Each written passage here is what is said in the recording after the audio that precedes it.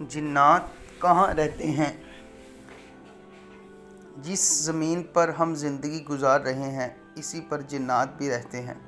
امام جلال الدین سیوطی علیہ رحمۃ اللہ القوی اپنی کتاب لقط المرجانی فی الاحکام الجان میں رقم اعتراض ہیں۔ اکثر و بیشتر جنات نجاست کی جگہوں پر ہوتے ہیں، مثلاً کھجور کا جھنڈ، بیت الخلاء، کچرے کے ڈھیر اور غسل خانہ۔ اسی وجہ سے غسل خانے اور اونٹ کے بیٹھنے کی جگہ وغیرہ میں نماز پڑھنے سے منع کیا گیا ہے کہ یہ شیطان کی جگہ ہے۔ تمام مسلمانوں کے گھروں کی چھتوں پر مسلمان جنات رہتے ہیں۔ جب دوپہر اور رات کو دسترخوان لایا جاتا ہے، یعنی گھر کے افراد کھانا کھاتے ہیں، تو جنات بھی چھتوں سے اتر آتے اور ساتھ ہی بیٹھ کر کھانا شروع کر دیتے ہیں۔